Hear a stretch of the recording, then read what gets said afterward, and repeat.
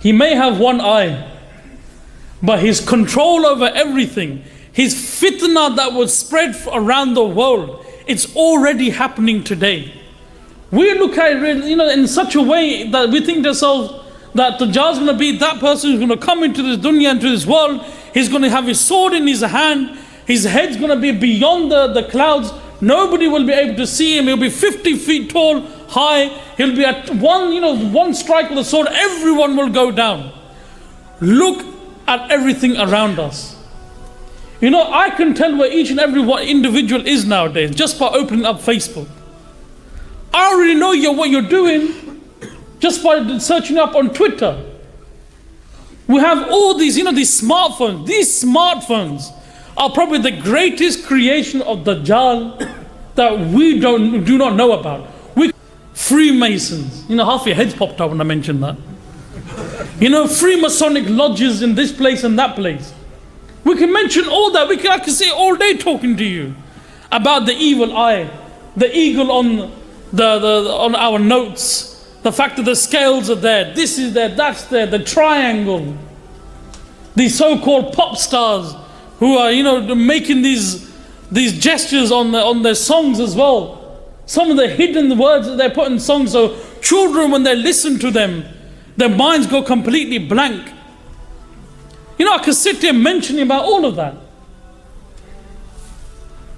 One of the, Dajjal, when he's crossing from one end to the other, when the Yahudis are walking side by side, building up their army, do you know how he's going to call everyone? No horn's going to be used that day. He's going to use music, instruments. What's the one thing? The kids nowadays, when I say kids, I'm talking about even 15, 16, 17, adults even, 18, 19 plus. It's a bad habit. When you're in a bad mood, or when you want to, you just want to get away from everything. What happens? We put the earphones in our ears. That's it. I'm calm now. I'm relaxed now. Dajjal's going to use music to lure not the Yahudis, not the non-Muslims. He's going to use the music to bring Muslims closer to him. You can be literate, you can be illiterate, but yet we can fall for the trap of Dajjal. We can fall in the hands of the fitna of Dajjal. The option. Yet you fought. Once Dajjal is chained up, as Rasulullah ﷺ says, that Dajjal is neither towards Syria, Sham, neither is towards Iraq, but he's towards the east, the east, the east, where Dajjal is chained up. Every single time there's a believer who fights shaitan, who fights the devil, who fights and says, no, my iman is more important. Following the actions of Islam is more important. Building up my love for Rasulullah ﷺ is important.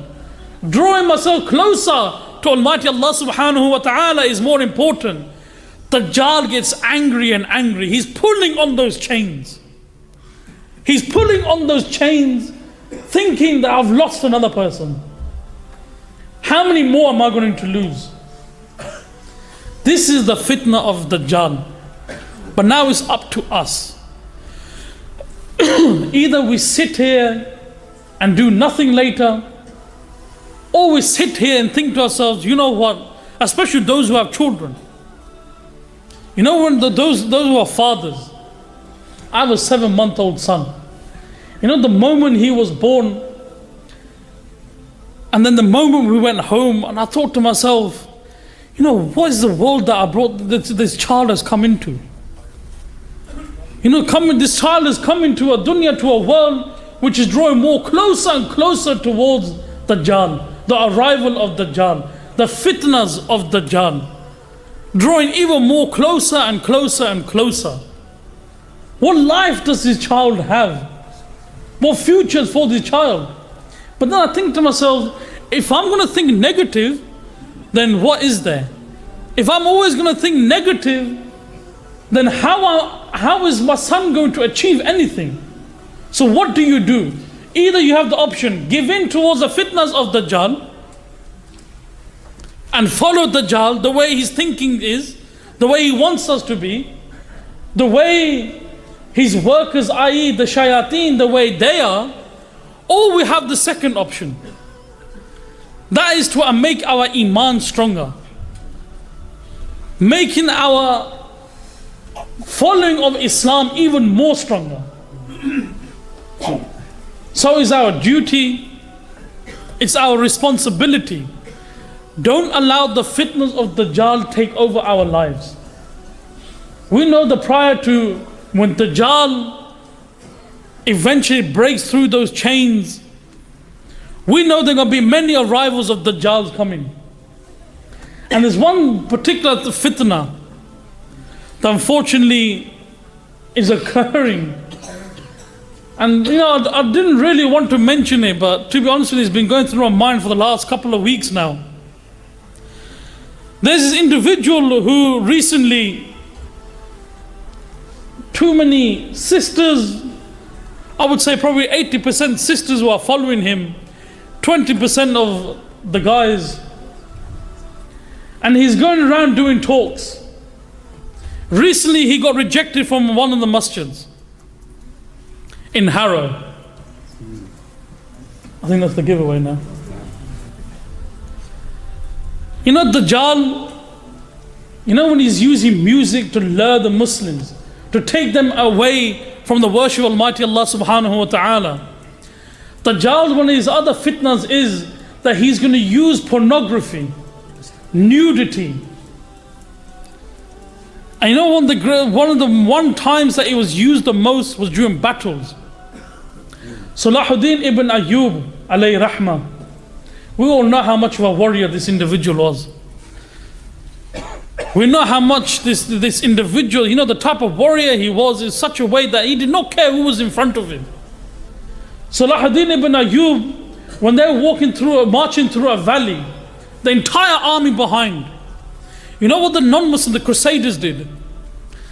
The Crusaders, they ordered for women to strip down and stand on the top of the hills and the mountains. Salahuddin ibn Ayyub, when he learned of this, he stopped the army. He stopped in the middle of whilst they were marching in the valley. He turned around and he says, if any one of you give in to shaitan, if any one of you give in to his fitna, I myself will strike you with this sword, even if I have to march through this valley on my own without an army behind me. Every single one of those soldiers had their head down and they marched behind Salahuddin ibn Ayyub alayhi rahmah. Dajjal, he's going to make use, and it's very unfortunate. And this is not some sort of sexist thing or anything like that. This is something that's going to happen. Rasulullah alayhi salatu wasalam has mentioned this, that he will use women to try and control the minds of men. And look around us, is happening. We have individuals he claims to be someone who is an example to the Muslim youth. Yet he doesn't mind if his own mother hugs and kisses, what's his name, something Bieber, as though it's nothing. He said, oh, what's wrong with it? It's perfectly fine. And then tomorrow he expects us to hold mehfils or programs where we invite him.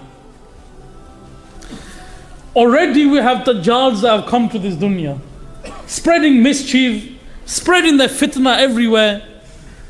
And yet we sit back and we're so relaxed.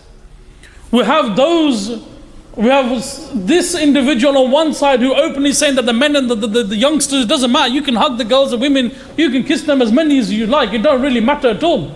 But is Allah subhanahu wa ta'ala is going to look inside me. That's what he's saying. He's going to look inside me.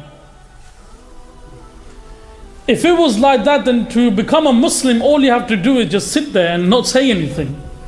Iqrarun bil lisan wa tasdiqun bil qalb. That you utter with the tongue. That which is apparent. It must be heard from those around you. Then you verify with the heart.